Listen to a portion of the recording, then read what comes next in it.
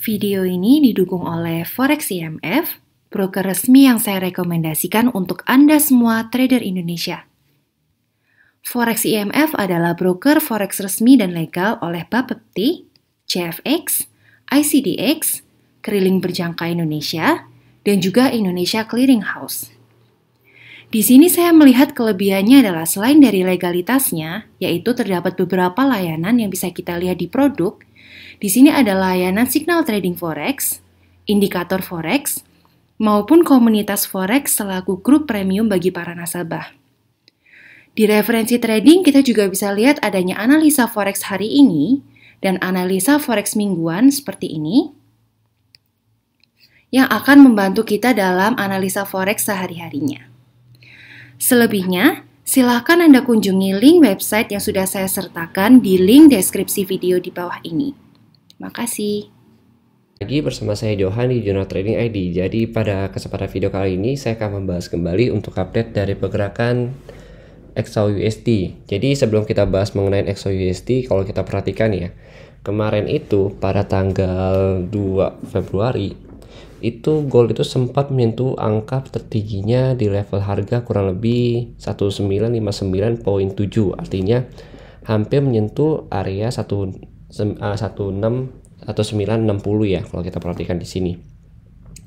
Nah, kemudian kalau kita lihat lagi untuk hari ini pada saat malamnya itu gold merosot cukup jauh dari area 1960 ke 1911. Jadi kalau kita perhatikan 1911 ini juga merupakan area dari support di struktur harganya. Kalau kita perhatikan ini kan ada struktur harga.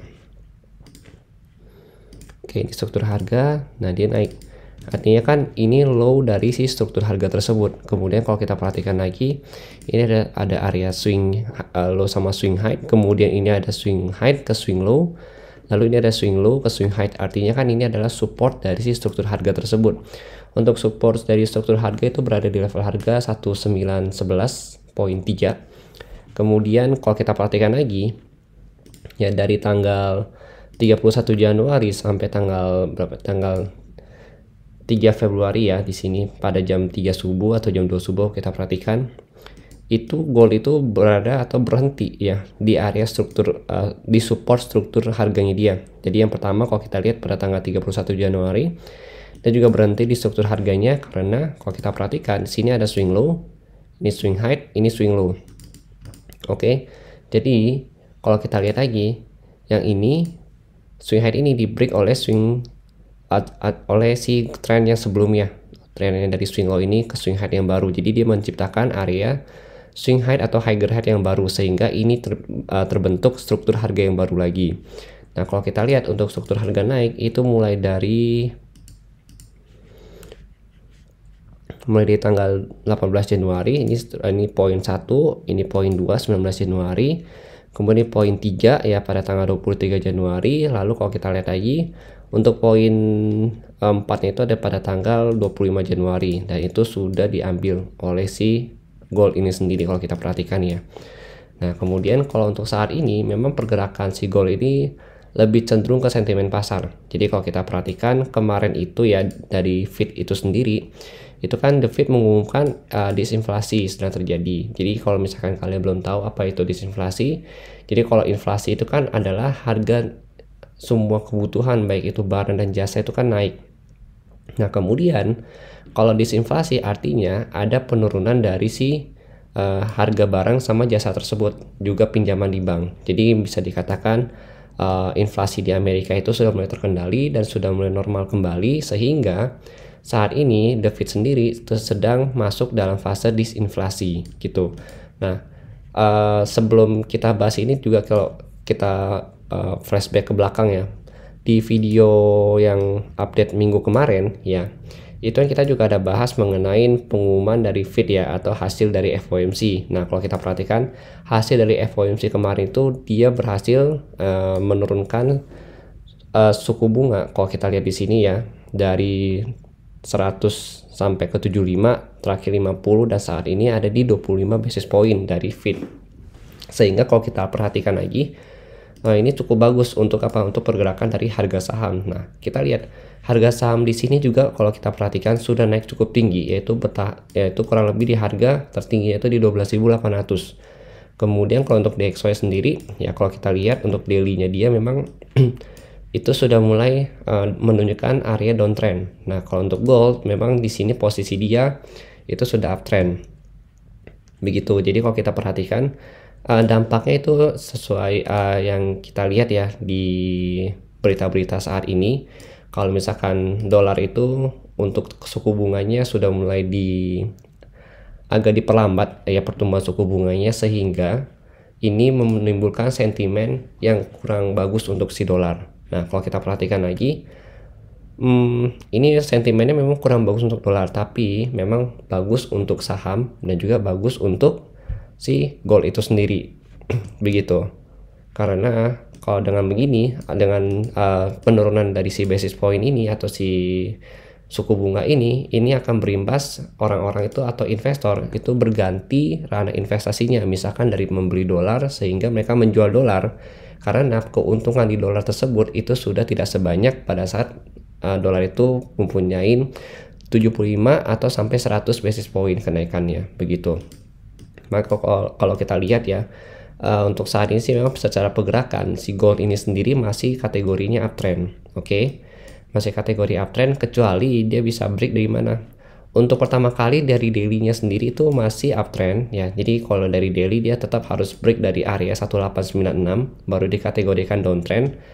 Nah, ini kalau kita lihat ya dari tanggal 1 Februari sampai tanggal 2 Februari itu ada area bearish engulfing. Jadi di sini ada bearish engulfing, dan kemungkinan kalau saya perhatikan memang lebih cenderung untuk retest ke 1920. Itu adalah level yang harus kita perhatikan untuk hari ini.